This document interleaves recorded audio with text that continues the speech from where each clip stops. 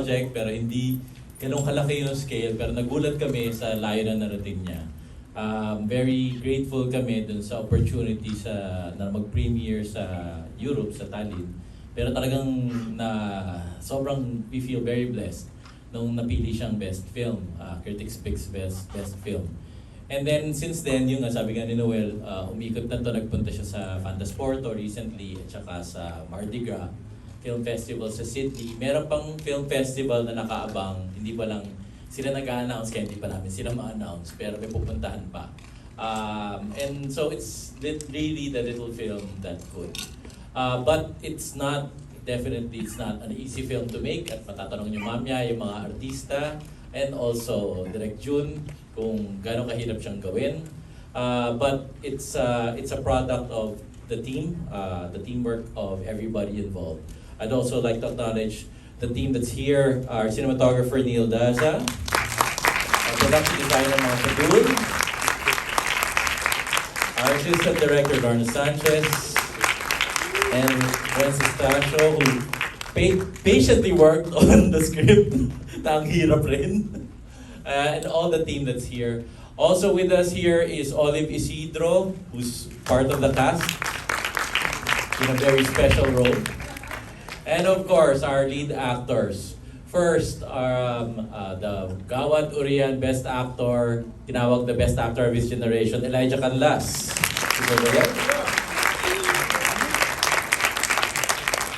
And one of the finest actors ng industriya natin since a long time ago. Hindi talaga, at I'm really excited for people to see kung gano'ng galing talaga na itong artista to, si Mr. Romnick.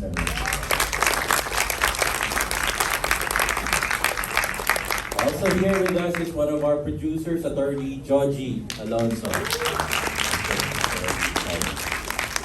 And of course, this project is written by and directed by acclaimed filmmaker, best director ng 4 na international film festivals sa Madrid, sa Russia, sa India, and now sa Estonia from Kalel. June Robles.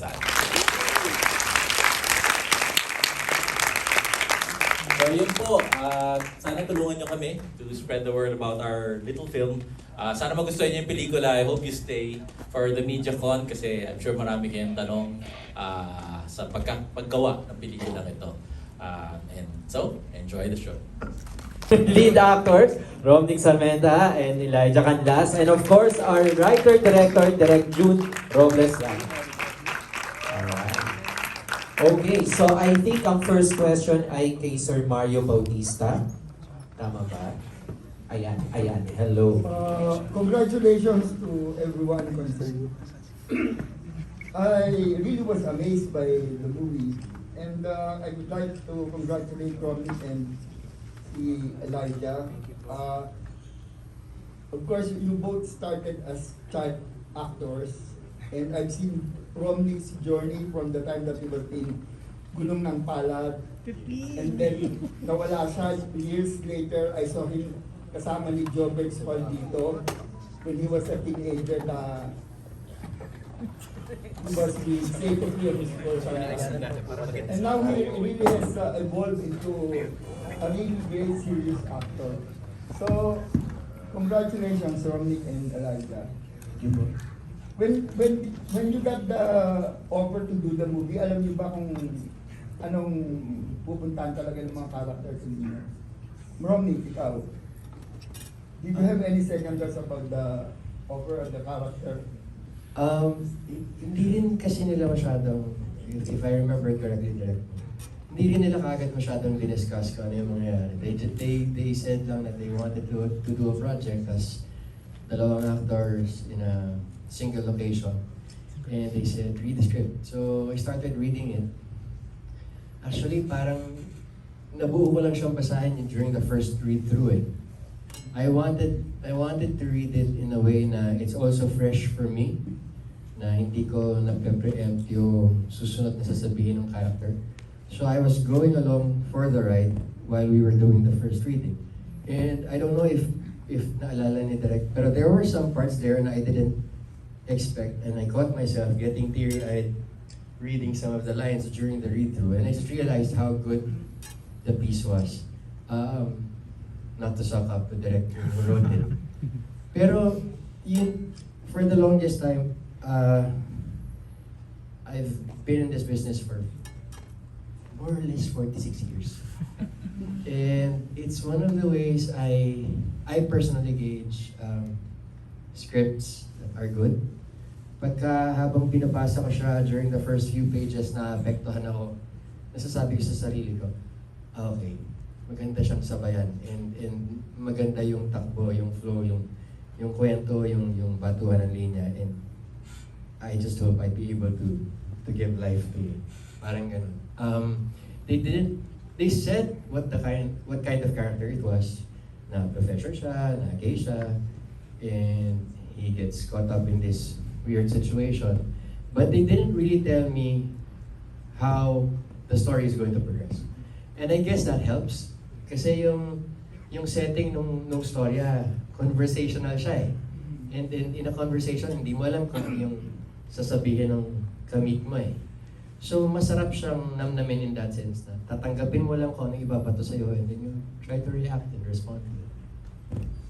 You know, it helps a lot that you both were comfortable with English. Kasi kung binigay ko sa ibang actor na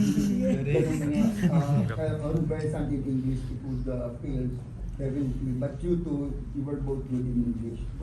So, si Jun ang tatanungin ko, paano nag-germinate yung idea nito?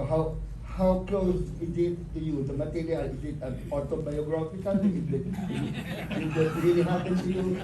So please tell us. Siguro po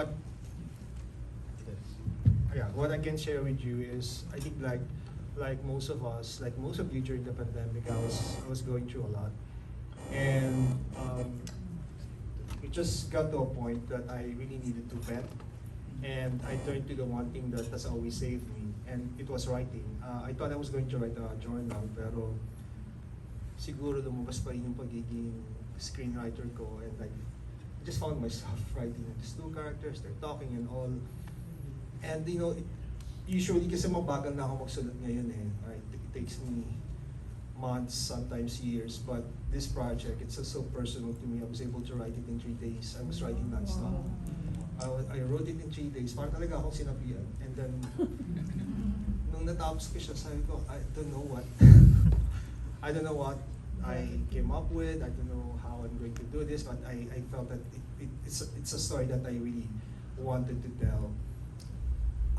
And also, I really wanted to tell that story because literally, this movie, this process is really healing for me, and it saved me in so many ways than one. And when I went to Tallinn to present this film, I really felt that it was a gift. This movie is really a gift. Usually I would make a movie always thinking about my audience, but for this one project, I just really wanted to save myself. You know, marami ng ibang movies na two characters lang, di ba? I thought at first it's gonna be like the before sunrise, before sunset movie. But then it went on to become a sort of a thriller, parang naging Sleuth, which is also a two-character movie. And in the process, parang I felt that it was cathartic for you in a way. Did you feel that way? Yes po. Kasi nasabi ko naman to kina Elijah and Romnick when we were talking about the project, that all the characters, I feel that they're all me. The memories that they're sharing with each other, some of the dialogues are lines I've heard being thrown at me, and some lines that I've thrown at other people. Even the most painful ones are my memories. So parang talagang it was the first time that I was able to confront all the things that happened to me. Even that story about the kid being molested, that was my story. It's just really for me very cathartic. That's all I can say. Elijah, how about you?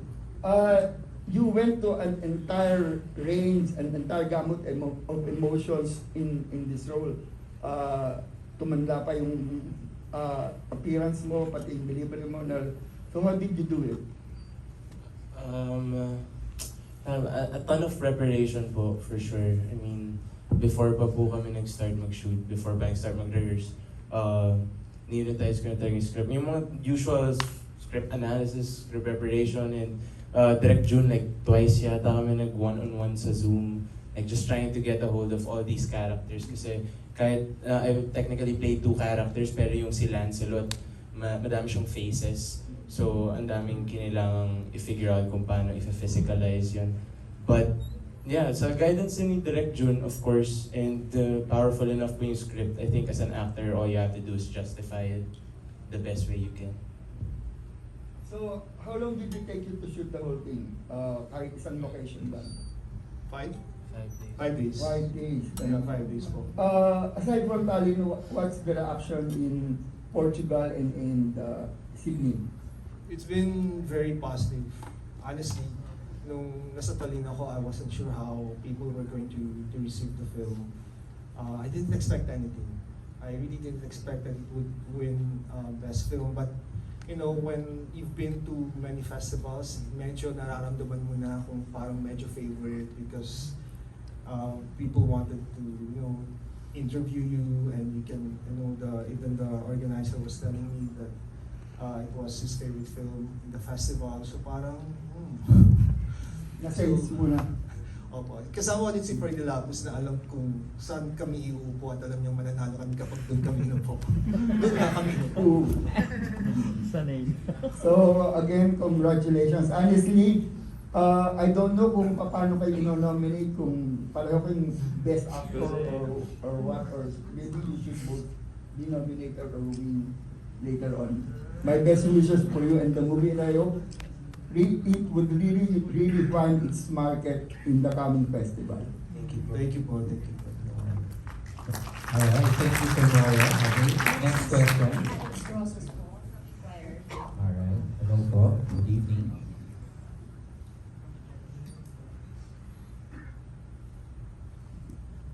I think it's the longest banter that I've seen in a film. It took us 1 hour and 30 minutes.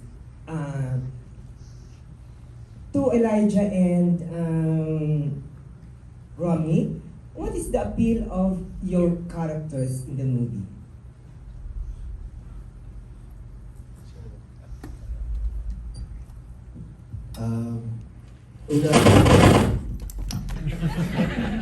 Una 1 and 30 lang siya kasi 90 minutes lang yung allowance na binigay sa restaurant. Kung sinabi lang 2 hours, pwede sanang mabot. May mga nakat pa doon, may mga nakat na Oo, diba? Pero, hindi, I think, to me, sorry ma'am, I just wanted to clarify. Are you asking what is the appeal to me as the actor, or what is the appeal of the character? The character. What is the, when you read the script, how did it appeal to you? I think Sir Eric is, pardon my French, pero in a sense, I think Sir Eric is... Ayaw mo sa akin? Okay lang po. I think in a sense, Sir Eric is a lot of the professors out there who are members of the community. You know, sometimes the way I understood my character, sometimes you want to do the right thing, you want to be helpful, you want to be a human being, pero you get taken advantage of, like what happened to him. You get caught up in situations that every human being would find themselves in. Diba? You are either unable to express yourself fully, or you're able to express yourself fully and still be misunderstood. You also have moments when you have an agenda, but you can't admit it to yourself. I think that's Eric for me in a sense. May gusto siyang gawin out of kindness. Meron din siyang personal interest dun sa kay Lancelot, but he doesn't want to act on it, and yet he's entertaining that thought. He's a very mixed up with his own emotions, and then he has to deal with the death of Marcus, yung ganon. So he's very human. He's so easy to relate to identify with, regardless of personal preference. Parang kahit sino para sa akin, pwedeng makarelate dun kay Eric. Uh, when we find ourselves in difficult situations, na hindi natin alam kung tayo talaga naglagay sa sarili natin doon or hindi, I think it's so easy if you try to understand the movie from his perspective. Ibang-iba siya. And then if you try to understand, I'm going ahead of myself, sorry. From his perspective, ibang-iba din siya. So, if people could understand na there are these viewpoints and how they see Marcos. Kasi individually parang magkaiba rin yung tingin nila kay Marcos eh. Or how they remember Marcos. So, parang ang sarap and ang engaging lang parehong character. At that's the way I see it. How about you, Elijah? Ako naman po, I'll try, no? Hirap na hirap ako hanapin yung appeal or yung empathy ko for Lancelot, especially the first couple of times that I read it. Until na-realize ko how flawed these characters are, how flawed humans are in general. So, si Lancelot, he's just a survivalist, and that I can relate to, you know. He's been through a lot, and that I can relate to, and just doing everything to keep afloat. Yun, kaya kong ma-relatean yun. And siguro appeal to me as an actor, why I was so excited. I think this is every actor's dream, to do a project like this, especially coming from the theater. And you know, you siguro once in a lifetime ko lang mabibigyan ng opportunity to play several characters in one film. And yun yung appeal niya to me as an actor. And yung appeal naman ni Lancelot, yun nga, hirap hanapan ng appeal, yung medyo may mga devious plans. But yeah, he's just really flawed and he's been through a lot. So he's just trying to keep afloat. Relationships, friendships, masyadong matalino yung film. It's festival worthy. How will you relate it to the masa, which I think you were yung gusto mong market? Do you think it will appeal to them? I think that given a chance, given the right exposure, the film will find its audience. I don't look down at the Filipino audience. I think that this is still a story. From what I heard going to festivals, I also feel that it's also entertaining, even though it's very personal to me. So yeah, given the right exposure, and hopefully the Metro Manila Film Fest is a good platform for us to reach out to audiences that we won't normally reach. Because during the festival, you have all Filipino films being shown. So hopefully they would give us the chance, give us the right platform to find our audience. Paki-clarify lang, kanina sabi mo parang that the story of Lancelot is your story, tama ba yun? No, ang sabi ko po, yung parang lahat ng characters, lahat doon ako yun. The memories that they share with each other are also my personal memories. So, including the one with the priest? Yep. Uh-huh. Opo. So those are things that I was able to process, discuss. It feels like a soliloquy, a monologue. There are two characters talking, but when I watch it, it's all me. It's all me. But every time I watch it, also, it's not as difficult to watch anymore. Parang this film has really set me free, as I mentioned, in more ways than one. And that's what I'm really truly grateful for. Are you saying that it was therapeutic for you? Yes, ma'am. Okay, thank you. Alright, thank you po. Okay, thank you. Okay, next question. Hello po, good evening. Direct clarification lang. Medyo dun sa first part ng movie, sabi 20 years old si Lance, 4 years old. Tapos later, parang 22 years old naman nabanggit ng age niya. Ano ba yun? Ayun, maliba ko pa tayo. No, yung pagbanggit kasi ng the movie has the movie has 4 parts. I don't want to talk about. I don't really want to reveal the but it has 4 parts, and each character goes through something. Merong generalization, merong very particular, meron din shift ng power play dun sa film. So very precise yung paggamit ng numbers, yung 17-year relationship, yung 20, 22, 5 years old, 40, 45. And I think parang, if I may direct, I think nakuha niya yung unang number doon sa line ko. Kasi sabi ko, a 40-something and a 20-something. Pero it's, siguro nakalimutan ni Eric yung 2, kaya 20-something. Kay Elijah, ako naman, ever since, bilib na bilib kay Elijah, even dun sa Edward, LSS, bago pa nagkaler, talagang puring-puring. Parang, at dun sa nakarang interview natin, sabi mo, ito talaga yung pinakamahirap na ginawa mo sa mga nagawa mong pelikula, considering na napaka-challenging ng mga yung nagawang movies. Parang isa talaga dun sa parang yung tinamaan ako, yung part ng kinukwento mo, yung at 10, yung character mo, yung at 10 years old, na abuse ng pastor. Gano'ng kalalim yung hugot mo ron? May pinaghugutan ka ba sa tunay na buhay, yung kumbaga pag-aabuso sa isang bata? Definitely po. Nung nag-meeting po kami ni Direk June a couple times before we started shooting, yun nga, in-explain niya po sa akin yung itong sinasabi niya sa ating lahat ngayon.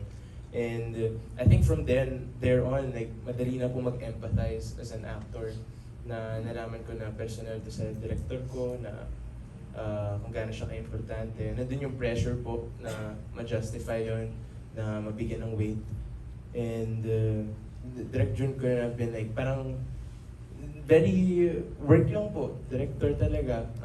Hindi mo maiisip yun, and he was just guiding me the whole time. So knowing that it's coming from a personal experience, and knowing that there are a ton of other people who have gone through this, who are going through this, as an actor, madali na po yung mag-empathize. Okay, kay Romnick na lang. Nakilala na namin, Peping sa gulo ng pagbabata, child actor. Ikaw rin ba may mga hugot ka rin na parang yung kabataan mo, parang nasakripisyo, hindi mo na-enjoy ang kabataan mo, nagtrabaho pa at an early age? Ay, kung pagdating sa trabaho, wala kasi. Oo nga. Hindi kasi akala ko parte yun ng buhay. Yung ginagawa ko sa trabaho. Akala ko lahat ng bata ginagawa yun. Ganon yung thinking ko. Magti-teenager na ako nung na-realize ko, katrabaho pala ako. Ay, artista pala ako. Wala, normal lang eh. Because everyone I was working with at that time were very open. They were very family-oriented. Sila Caridad Sanchez. Talagang parang pamilya yung trato sa amin sa set and everything. So, wala akong ganong pressure. Hindi ko naisip. I think, if I remember correctly, I was 18 years old when I bought my first toy set, yung Lego. Kasi sabi ko, gusto ko magkaroon ng Lego nung 18 ako. And as sad as that may sound for other people, sa akin hindi naman. Parang sabi ko, siguro yun yung tamang oras para ma-enjoy ko siya lalo. Hindi yung mawawala ko lang yung laruan ko or something. And I've learned to enjoy things that way. Kung may hugot man ako sa film, it's like Elijah said, it's so easy to empathize with what people are going through. And at the same time, lahat tayo may relasyon di ba? Whether it's a past relationship, it's an existing relationship, or a relationship with family, we get hurt. Sometimes, hindi naman nila sinasadya. And sometimes, hindi natin sinasadya, nasasaktan natin sila. So it's easy to for me, it's easy to put myself in that situation where these are two people who just don't know how to talk to each other. And they end up hurting. Parang, oo nga, ganun nga tayo, no? Ganun. And the way Direk June wrote it, it's just so easy to follow emotionally. Last question ko na lang for Direk. Direk, parang sabi ng iba, parang ito at saka yung abag ang maglalaban sa awards, ang sa mga seryoso talagang pelikula dun sa Film Fest. May pressure ba yun sa'yo o? Walang, kapag nagawa ko na yung pelikula, ang pressure sa akin kapag ginagawa yung pelikula. Pressure sa akin, pag writer-director ka, ang pressure sa'yo is kung paano mo ihiwala yung pagiging director mo sa pagiging writer mo. how to make a story visual. Lahat yun yun yung pressure ko. But the moment na magawa na, the moment it's presented to the public, I let go. It's not my film anymore, and I honor every interpretation and criticism or opinion about the film. So pagdating sa awards, hindi ko na iniisip yun. Nagawa na namin yung pelikula eh. So any appreciation, welcome namin, we will be grateful for that. Alright, thank you po. Salamat. Next question. Hello. Hello. Karinal from Inquirer. Hello guys. Medyo ang galing nyo mag-explain, so yung mga questions nasa pool nyo na rin. But for direct, medyo na-explain mo ng maayos direct yung how you wrote it and yung extra talaga na this is really you. Pero walk us through dun sa sa pag-direct. Because nakikita namin yung mga iba-ibang angles, like pag tumingin yung character ni Elijah, pataas yung camera mo, and then pababa yung kay Sir Eric, pag ganun. Parang may mga symbolisms po ba, or paano po yung process mo sa directing? Because it's a two-character film, and it's inspired by Chatter. It really draws a lot of inspiration from Chatter. I didn't want it to be just Chatter. I wanted it to be very visual. So I don't normally storyboard my film, but this project naka-storyboard talaga siya. Lahat ng shots from start to finish, kung kailan gagalaw yung camera. Because I wanted the lens to tell the story. I really wanted to present it as film. Mahabang discussion yun with my team, with my DOPCU. But by the time that I met with them, gawa ko na talaga yung storyboard. Buong-buo na sa akin yung storyboard, and then I just had to consult with you what works, what doesn't work. Kasi importante sa akin yung power dynamics, importante sa akin yung shifting ng tones, importante sa akin yung setting ng mood, etc. I wanted the audience to feel, kasi pati close-up siya eh. So nakakatakot yung suffocation na maramdaman mo parang talking heads lang yung pelikula. And so yun, so that was really important for me. Kailan titigil yung kotse, kailan magliliwanag yung van doon sa likod, kailan babakit yung line na yun, all of that. That was choreographed. And the other reason why it had to be planned that way was because we only had 5 days to shoot it. So I had to make sure na efficient yung takbo ng shoot. Direct pati yung pagdunok ni Romnick or which most, meron mga ganun direct kasama yun?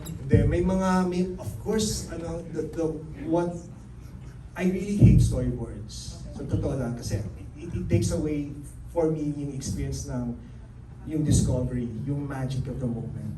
But I have 2 great actors, and they gave me so many magical moments during the shoot. Yung mga galing sa kanila, yung kailan yung pause, kailan tutuloy yung luha, lahat na binigay nila sa akin na capture ko. So it's really a collaboration.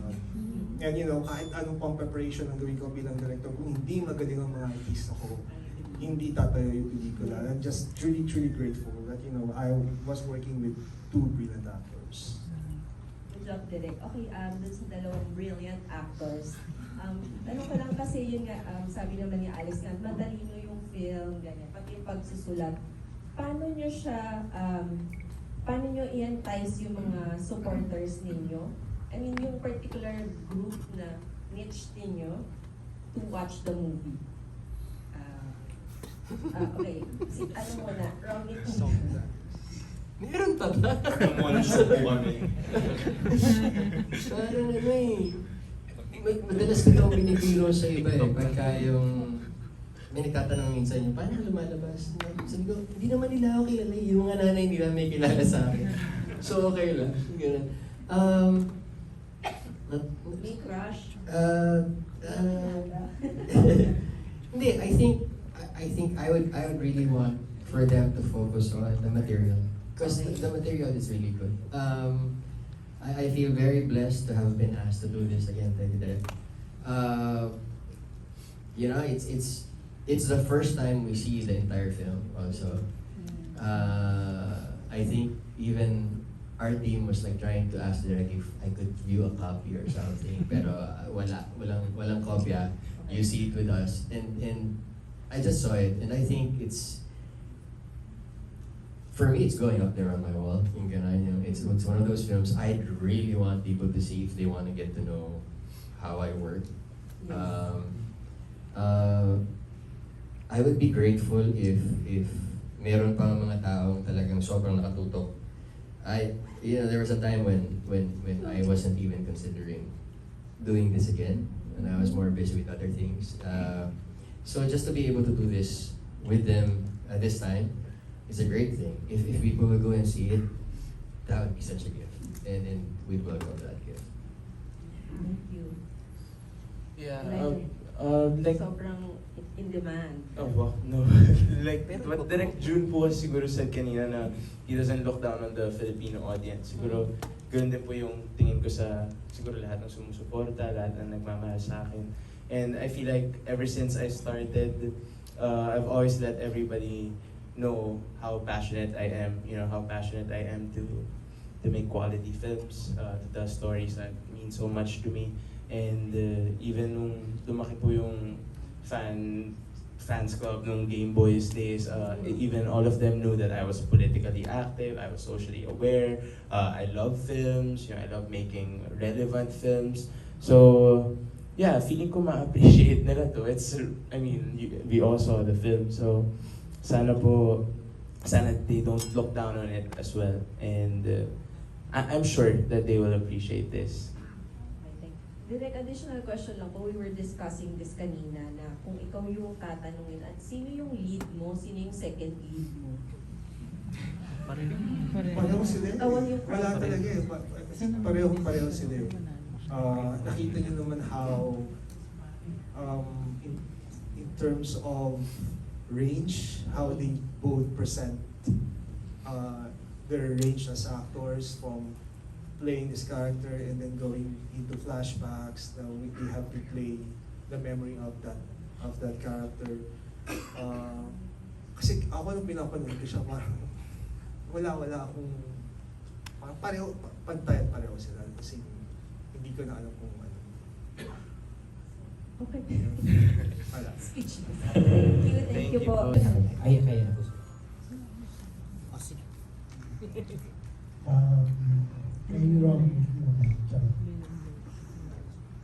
You've been in the business for 46 years, di ba? Uso ngayon kasi ang mga usapang regrets.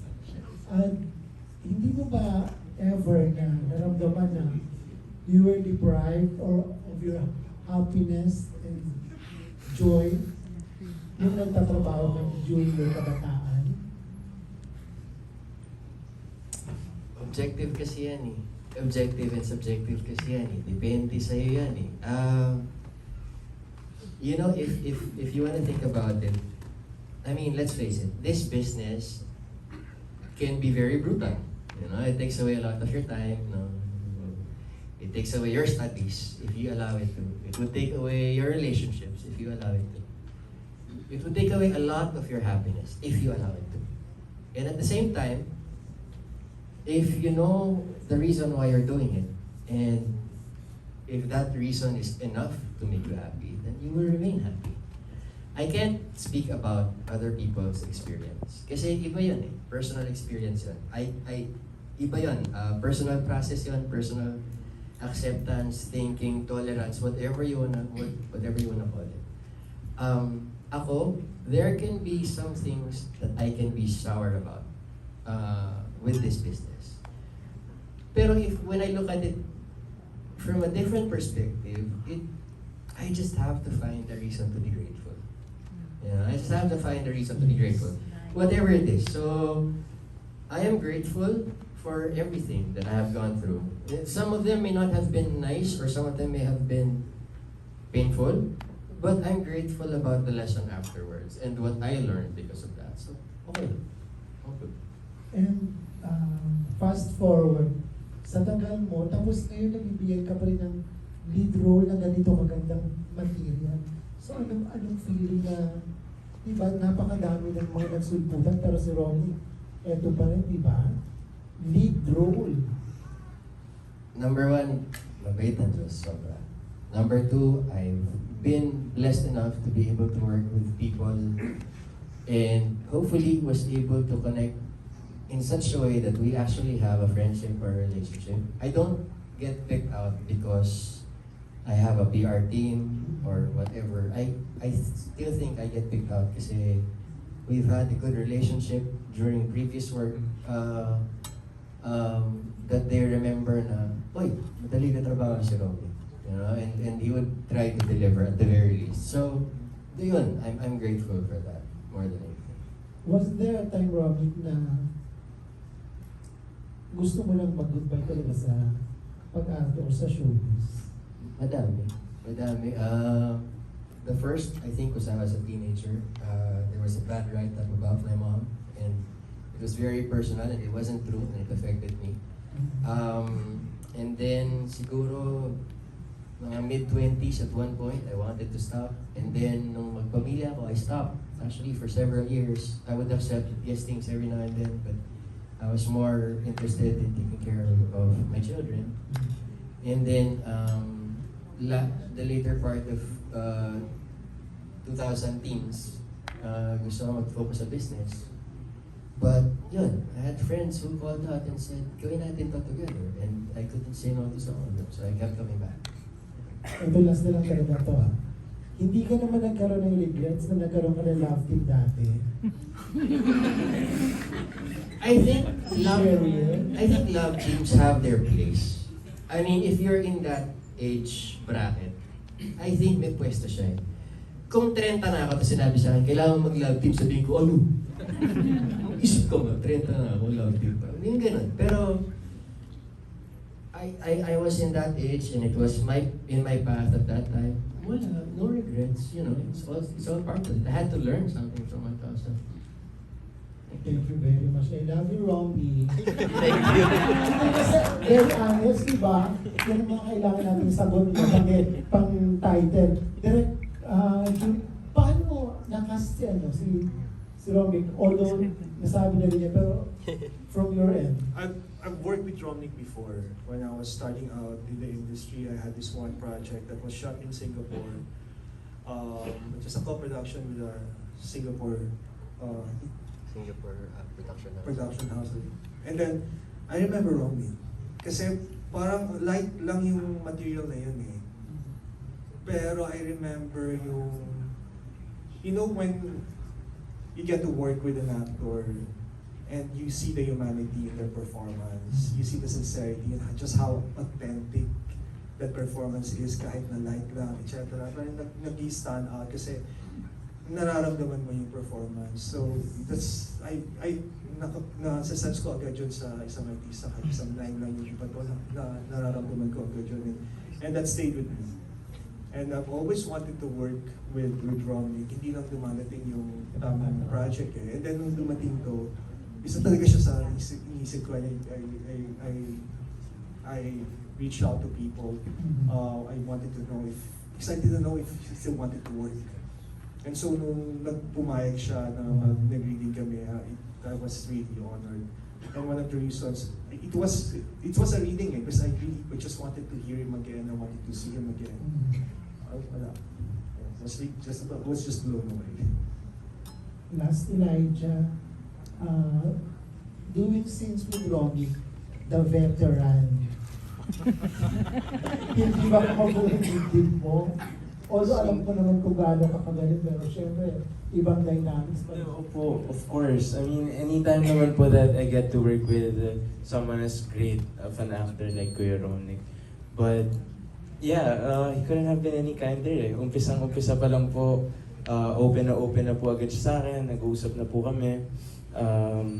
Madami kaming mga mutuals, so may mga usapan about that. And in terms of acting po, yeah, sobrang matulungin lang din po ni Kuya Romnick. He does theater din po kasi, so may same language kami lahat, kaming tatlo po actually. So, laking tulong po yun, nakababa lahat ng walls. Thank you. From Leo to Leia. Thank you. Direct, hi, good evening. Yeah. Did you lose, because you said earlier that you finished this film in just 5 days?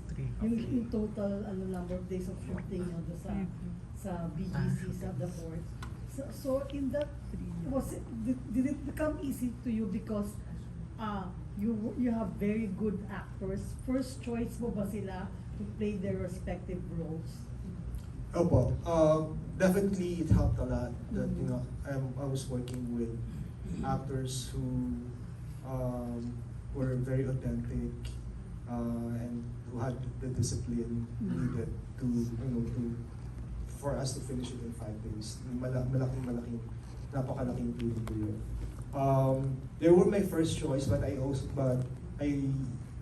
as it's always my process to ask my actors to read the script because of what I stand for, being a member of the community, and this is a film with LGBTQ plus characters, and I wanted to be sure that they've read the script, and when I read with them, there's an understanding that what I stand for. I hope that we stand for the same things, the same values, kasi napaka-importante po yun para sa akin. So yun, during the reading, I could feel yung kinship. I could feel that I was working with like-minded people who just really wanted to tell a story, a story. So lahat po kami dito storytellers. So from the briefing with both of them, naging madali ba for you, Direk, to explain to both of them what type of roles or what kind of roles will they play? At naintindihan at talaga na agad nila and they were into it talaga. Hindi ka ba nagalit never once during the shoot? Did you lose your cool? As a director po kasi, I don't want to overtalk, over-explain, especially if I feel that the script already has the information that they need. So meron kaming mga conversation about some of my intentions and all. But I also wanted to give, I also want to give my actors enough space. I want them to feel, that they can collaborate with me, they can add things, I want them to feel that they're in a safe space. At the same time, it's a space where they can play, where they're allowed to do their interpretation. Pumapasok na lang po ako kapag feeling ko parang hindi yung intention ko, o baka hindi yan yung minsan hihingi ako ng isa pang take, kung ano yung parang pwedeng possibilities, so that during the edit, I will have options. So, gano'n po, parang it's a very collaborative atmosphere sa shooting namin. What is the most difficult scene that you shot in the entire film, and can we ask that to actors as well? Maybe different for you and different from them. For me, it's the flashback. When they're portraying, telling the story from the perspective of this character, yung memories na yun, that for me was the most difficult. Yung parang kung paano ka siya titiblahin, kasi ang inspiration talaga niya, theater eh. Yung device na ginamit ko po, theater yun eh. But I really wanted to honor the theater as well. Because if we can use dance, if we can use painting, if we can use visual art as inspiration to make films, why not? Why not theater? Theater is drama. Pero that was also very difficult. In terms of edit, we had several options how to do it. But at the end of the day, I decided, let's keep it simple. Can we hear from the two actors? Thanks, Derek. Ako din po definitely yung flashback kasi we had to kailangan magkasundo po kami lahat kung anong paano na i-physicalize eh. And then Direct June was at the end of it was sabagay may dalawa naman silang different interpretations, si Lancelot at si Eric on who Marcos is. So pwedeng hindi sila perfectly magkapareho yung performance namin as Marcos. But definitely, almost all of it was very difficult. Ako po, may tendency kasi ako na super aralin yung script, na i-memorize lahat, down to my units, my choices, everything. Even Kalel days pa, alam ni Direct Jun yun. So he would, keep me in check kung masyado ba nagiging mechanical yung performance ko, masyadong memorize yung flow. It had to be natural since real time yung ano, and it's very conversational. So yun po yung mga binabantayan ko ng shoot. Thanks. Thank you po. Nick? Ako po, isa sa mga iniisip ko palagi is, if this film is going to last 2 hours, how do we keep the conversation interesting? Yes, that's a very good character. Yeah, so, yun, how do you make sure that the tone is engaging, that the conversation is still thought-provoking, yung tono, yung pacing ng pagsasalita, yung kilos mo sa maliit na space na yan ng close-up. Isipin mo din, di ba? Kaya sinisilip namin minsan kung ano yung gusto nilang mangyaring eksena, and then you try to find out from the director how does he want to tell this part of the story. And yun, binabantayan namin si Marcos, yung character ni Marcos. How are we going to make it clear for the audience na this is the same person?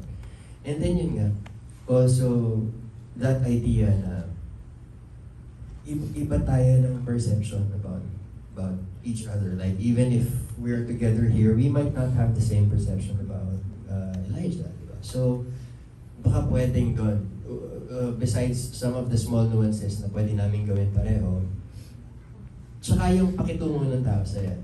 Di ba? Hindi pareho yung pakitungo kay Eric tsaka kay Lancelot ni Marcus. So we had to find a way kung paano magiging interesting yung timpla ng lahat niya. And you both did it very well. And we had a lot of fun doing it. And just wanted to add that. Yeah, definitely. Thank you. And now we're down to our last question. Kasi maglulupang hinirang po ulit. Kapag hindi ba, tatayo ulit tayo. So from Alan Jones, our last question. For any questions naman, pwede niyo pong i-message yung Facebook ng Idea First. Pwede niyo rin po silang i-message kung may mga personal questions pa kayo. But yes, for our last question. Thank you. Thank you. Naalala ko lang nung right after you shoot yung movie, Direct June, di ba? Nakausap ka namin. Tapos grabe yung papuri mo kay Romnick nung when we talked, sabi mo sobrang galing niya talagang actor, talagang you were blown away nga yung performance niya dito. At yun nga, nung mapanood namin to, talaga namang, ang galing naman talaga ng Romnick Sarmenta no? Parang ang sarap mapanood ulit yung parang medyo nakalimutan na natin sa tagal din ng panahon, medyo hindi na natin siya napapanood sa mga ganito committee na roles, di ba? Tapos eto sa isang ganun, babad na babad sa ano, di ba, sa screen, halos hindi sila tumayo at all ni Elijah the whole time. So ang galing. So namangharing kami talaga sa galing ni Romnick. So how do you feel now, Romnick, na parang ayun nga, nabigyan ka ulit ng ganitong pagkakataon, tapos na-miss mo ba yung ganitong klase ng role na nagpapakita mo talaga yung range mo, lalo na nagbago na yung sa bandang dulo, nag-iba na yung mga, di ba, yung nuances at yung nag-iba na yung characters ninyo. Ang galing. So, how do you feel? Sa akin kasi, gift siya palagi pag pinagkatiwalaan ka with any piece. Whether it's a cameo, a support, or a big chunk. Kasi you get to tell the story of another person. And a lot of times, it includes you. I think it's both impersonal and personal when you work as an actor. Impersonal kasi maaaring hindi yun yung kwento mo. Pero personal kasi emosyon mo yung gamit mo dun sa pagkakwento. And like Direct June said, no, there are times we are healed by the things that we do. And I'd like to think that a lot of those scenes, a lot of those words were also able to make me reflect on some things and heal from them. So it's a gift to be asked to do it, to work with all of them, to be part of the film. And whatever talent is being said that I have, that's a gift from God. So I'm just grateful. Thank you. Congrats. Tapos, how do you feel naman working with Elijah? Anong masasabi mo sa kanya? Bilang kayong dalawa lang talaga yung nagpaktuhan dito at nagtagisan ng acting. nakakalimutan kong nasa set ako eh. Because he's very honest also. And he's very easy to work with. It's such a light conversation. We laugh in between takes. Minsan papaalala pa ni Direk na, uy, seryoso yung pelikula ha, tawanan tayo ng tawanan. Kasi ang kulit lang namin. And then, once we start working, nakakalimutan nung nasa eksena. Kasi very honest, very open, and ang sarap katrabaho.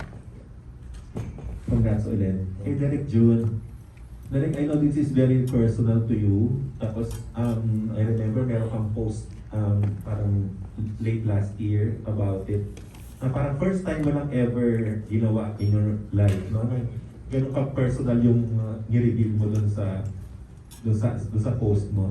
Tapos, sabi mo, this is parang part confessional, part section.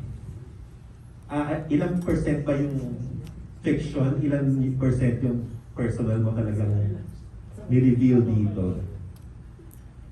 Kasi, I can also say that the film is about me, but also not about me. All at once. Parang,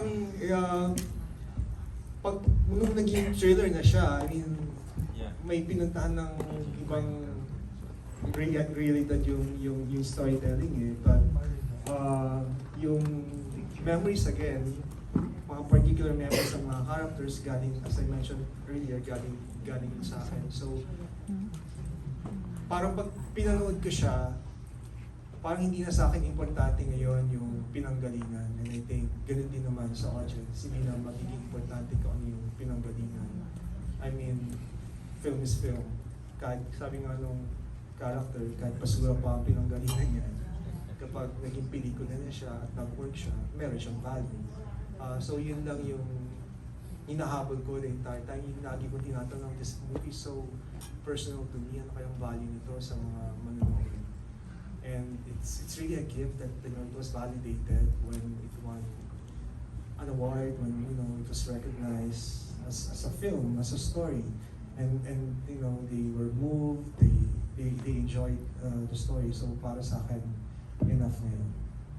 Yung sinabi mo na 3 days mo siya sinulat na walang break, was it during the pandemic ba? Yeah, during the pandemic.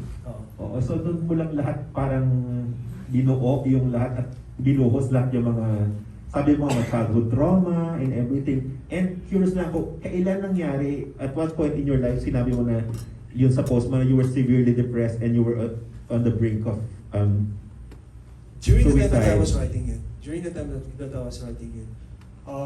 But I don't know how to explain. I mean, kung writer ka, hindi mo rin naman masabi kung saan nanggaling. Your talent is really a gift from God. That's all I can say. And when I was writing, I didn't know kung saan direction pupunta yung kwento. Hindi ko alam kung ano yung structure niya. Nung nabuo na lang siya, doon ko na lang na, may nabuo ako. But I honestly don't. As a writer, as the writer and director, I'm always trying to be self-aware of the gift that I've been given. Kung paano pa siya pwedeng ma-maximize, how I deal with yung mga writer's block and all that yun. I really try to be self-aware. But at the end of the day, hindi ko talaga alam kung saan ang gagaling, kung paano ko siya naisusulat. Sinusulat ko lang siya and may nabubuo ako. Tapos last na, kasi hindi naman siguro, never mo naman siguro na-experience o sinabihan ka ng you're not a writer, you have no talent as a writer. No, never ever siguro yun in your life. Na-experience kong sinabihan ako, you're not a director. When I was starting. Na-experience kong sinabihan ako noon na you should stop directing, you're not a director. And Nasaan na yung nagsabi nun, direct? wala na siya. Dali, ano siya? Ano yung nagsabi nun? Director din? Then, critic. Okay. Sinabihan ako, and that was, I remember vividly, that was 2012. And then that was also the year that I was given the break to direct Wakaw. And that started it. And then yung next review niya, sobrang tuwang-tuwa naman sa akin. Okay, so the movie is before Wakaw, yun yung nilait niya. Yeah. And then after Wakaw, all praises na siya. All praises naman siya. Wow! Ganun talaga ang buhay. Oo, ganun talaga. Okay, kay Elijah. Kasi, yung actually sa simula ng movie direct parang akala ko talaga si Romnick yung may pagka predatory dahil na parang may bata siyang ano, di ba? May bata. Kasi obviously ano siya, gay siya, di ba? Sa first scene. Tapos meron siyang batang estudyante na parang feeling ko baka oo, na-judge ko agad siya na baka minumulit sa yung ano. It turned out, yung si Elijah, parang napakabait na inosenteng anghel ang dating. Later on, siya yung parang nag-unravel yung totoong pagkatao. Napakaganda nung development ng ang galing nun, Elijah. Tapos, fabulous yung tapos, di ba yung, ano tawag doon? Transition, yun. Ang galing, alam mo. Tapos yung iba na yung camera angle ni Direk, di ba? Tapos iba may yung music, yung kulay ng pati texture nung scene. Ang galing. Hanep naman talaga yung hindi, yan lang. So nag-praise ka lang po. Nasabihan ka na rin ba na hindi ka actor? Elijah Sanchez. How do you feel doon na parang ganun nga yung character na ang galing nung pagkaka-develop nung niya. Na una, parang mo napakabait. Yung pala, ganun, may mga pa-alter. Honestly, before the screening, kinakabahan po ako kasi it's been 2 years since we shot this. Haven't seen anything aside from that clip na pinost ni Direk Jun sa Twitter and yung poster na ang ganda. Pero wala pa po ako napapanood at all. And yun nga, I remember going into this even Direk Jun was like, either baliw tong ginagawa natin, either it's gonna work really well or it's not gonna work at all. So, hindi ko alam, pero nag-best film sa Talent, sa Estonia, so parang okay siya. Tapos, nakakabahan po sa performance ko. I mean, obviously maganda yung material and the team is top-notch. But yung performance ko na ang dami kasing layers, kaya lang sobrang Exactly, dami oo layers. nga. Unti-unti nag-unfold, no? Yeah, Galing. pero aware siya dapat sa umpisa pa lang. He knows what he's doing, he has a plan, and may intention talaga siya, may purpose talaga siya. So sana naging klaro dun sa napanood natin, hoping na the audiences will find it clear and to make sense of it. Actually, worried kami direct na, di ba dalawang lang sila magkausap the whole time. Tapos nakaupo, hindi sila gumagala, doon lang sila talaga. Pero, we were so wrong, no? Dahil, yun nga, may mga layers, tapos unti-unting, naging gripping yung hanggang sa naging thriller na siya. So, congratulations.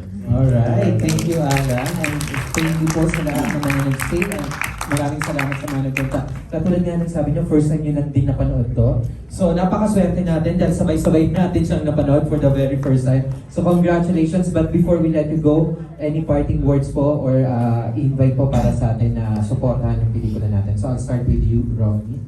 I-echo ko yung sinabi ni Noel. Kayo na po bahala.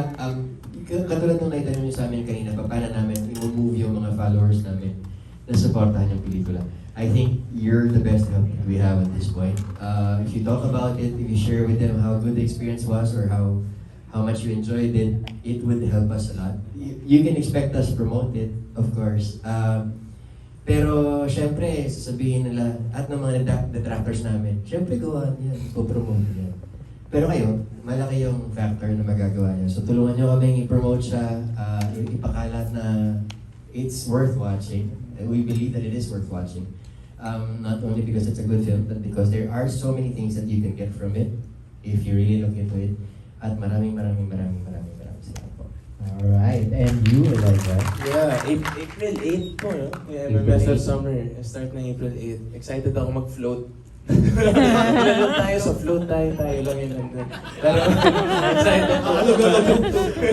Excited ako ma-experience yun. And salamat po sa inyong lahat for coming and watching, and we hope na nagustuhan niyo po yun. I think this has been very cathartic, emotional, and therapeutic experience watching this film for a lot of us. So, salamat po sa panonood ngayon at sana tulungan niyo po kami i-promote to this coming MFF summer. Thank you po. Gaya po ng sinabi nila, kung gusto niyo po yung pelikula, please help us spread the word kasi kailangan po talaga ng kung hindi niyo siya masyadong nagustuhan, huwag lang po kayo Huwag na maghanash. Pero yun, maraming salamat po sa pagpunta niyo dito at sana tulungan niyo kami i-promote yung pelikula. Thank you. Yay! Once again, maraming